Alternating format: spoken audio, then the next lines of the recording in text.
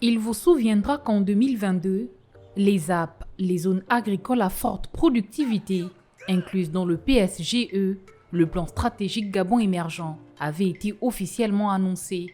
L'objectif était d'atteindre l'autosuffisance alimentaire à moyen terme à travers ce projet d'envergure.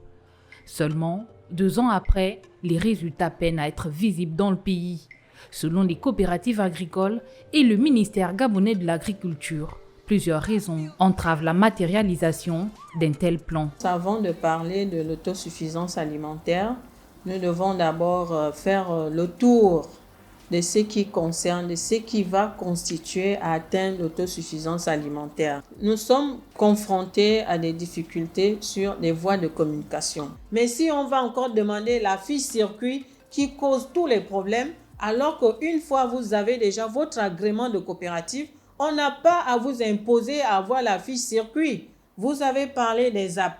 C'est ça aussi le problème des ZAP aujourd'hui. C'est vrai que nous n'avons pas d'informations officielles à vous donner concernant les ZAP. Moi, je suis acculée par les coopératives. Les coopératives appellent tout le temps Madame la Présidente. À quel niveau des ZAP? À cette préoccupation, le ministère de l'Agriculture apporte quelques éclaircissements. Tout Gabonais confondu peut faire la demande d'obtention des terres avec une simple pièce d'identité. À partir de là, vous faites une demande, vous adressez une demande au ministre de l'Agriculture et cette demande suivra un circuit qui vous permettra d'être classé parmi ceux-là qui seront appelés pour une commission. Une commission, c'est clair que vous allez obtenir cette parcelle-là, quelle que soit la zone que vous avez sollicitée.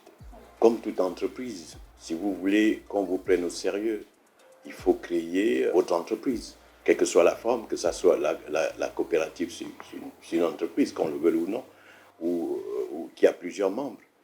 C'est une association selon l'appellation, mais ils doivent pouvoir répondre aux exigences de l'administration. Il faut souligner que les moyens destinés à financer les ZAP n'ont jamais été décaissés par l'ancien gouvernement. Le projet avait été bien pensé, mais les questions de budget ont freiné l'investissement de ce projet.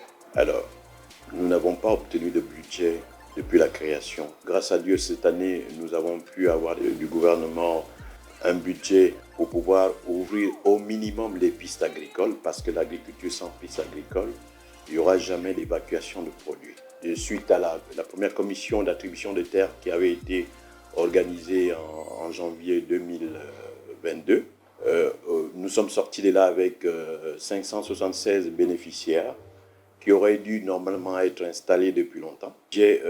N'ont pas été attribués pour ce projet très tôt. C'est maintenant avec le nouveau gouvernement, le nouveau président, que les choses, on dirait, se réveillent. Précisons cependant que les officiels du ministère gabonais de l'Agriculture restent optimistes et pensent que le pays pourrait atteindre cette autosuffisance alimentaire, mais si et seulement si les fonds nécessaires sont injectés. Depuis l'arrivée au pouvoir du CTRI, Comité pour la transition et la restauration des institutions, plusieurs plans de relance du projet des ZAP ont déjà été envisagés pour qu'une sécurité alimentaire soit effective au Gabon.